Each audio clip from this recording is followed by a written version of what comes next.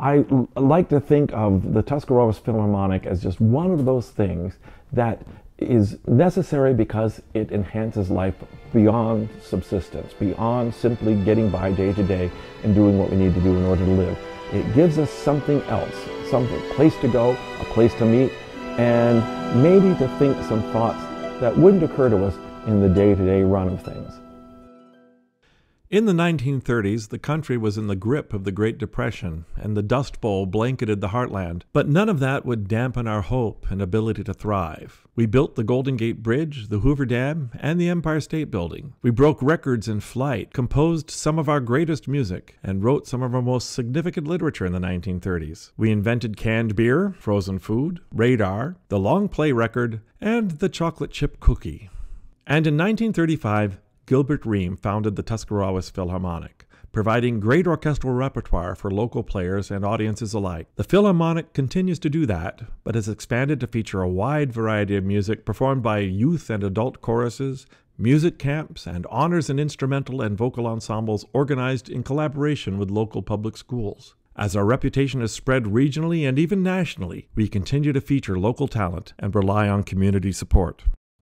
What's an orchestra for, anyway? Well, for one thing, it's a vehicle that presents local talent in the performance of great music. Sawyer Thompson is a Dover native who has committed himself to the cello and its repertoire, and to making a career in music. He joins the orchestra on this concert to perform the magnificent concerto by the English composer Edward Elgar, a work filled with technical fire and deep emotion.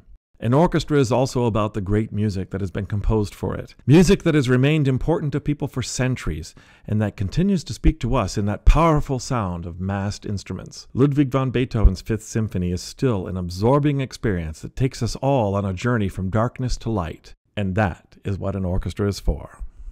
What would Christmas be without music? Impossible to imagine. The music of the holiday is as much a part of the celebration as our tree lights and wise men. The Tuscarawas Philharmonic Orchestra and Chorus performs Handels Messiah as a holiday gift to the community, admission-free. You'll hear beloved music from this masterpiece in live performance. Or consider participating in the chorus, immersing yourself in an experience that takes you deeper into the music and puts it more deeply into you. And the Yuletide concert is a true community celebration, with the Honors High School Women's Chorus and the Tuscarawas Philharmonic Children's Chorus, and with the distinguished native talent of Ron Barquette, all joining the orchestra in the magic of holiday music. The movies of Disney are as well known for their music as they are for their characters, plot, and artwork. In this concert, the Philharmonic shares the stage with actual clips from beloved Disney movies as we accompany with the exciting music composed for each. I think you'll find that even if you're familiar with the films, you'll gain a new awareness of the music and the way it interacts with the visual. You may even begin to watch the movies with your ears. Let's think about some favorite Celtic music. You know, Danny Boy. We only need to say the title and we can get misty-eyed. Or the thrilling sound of bagpipes. Oh, I know, you either love them or you hate them, but there is something about the pomp and pageantry of a pipe band and that vibrant sound of pipes and drums that stirs visions of heraldry and epic grandeur. The Tuscarawas Philharmonic Celtic Concert is a unique celebration of the thrilling music from Celtic lands. Joining the orchestra will be our friend tenor Robert Frankenberry, the Akron and District Pipe Band, and guest artists Tina Bergman and Brian Thomas. Oh, and the conductor wears a kilt. The April concert we call Reverberations because it emphasizes the expanding sound waves that have characterized the growth of the Philharmonic in recent years. The Philharmonic Honors Band is a unique opportunity for selected high school musicians to perform on stage with members of the Philharmonic, featuring music by New Philadelphia native John Mackey, one of the leading composers of band music in the nation today. Then the orchestra takes the stage with pianist Jerry Wong and the Philharmonic Chorus to perform Beethoven's Choral Fantasy, a grand hymn to the power of music. And Ralph Vaughan Williams' Serenade to Music also features massed voices, all raised in praise of music. It's invigorating, inspiring, and should evoke pride in all of us.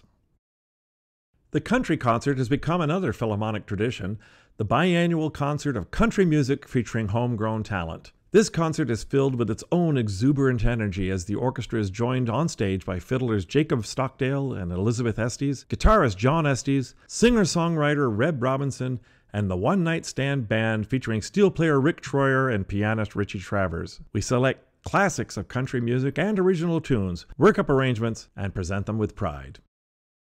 In addition to our regular season, the Philharmonic performs free concerts as our gift to the community. First, we open our season with a Labor Day weekend concert in the band shell at Tuscarawas Park.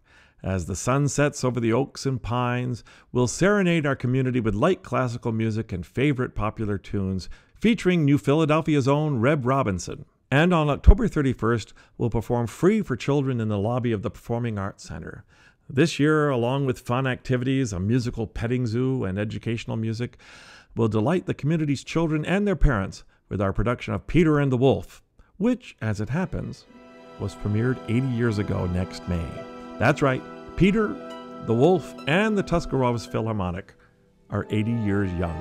One man had the vision to do this, to create a homegrown symphony orchestra in Tuscarawas County. And I think it behooves us then to take this inheritance that we've received and to nurture it and make it flourish, and that it will survive right on for years and years to come.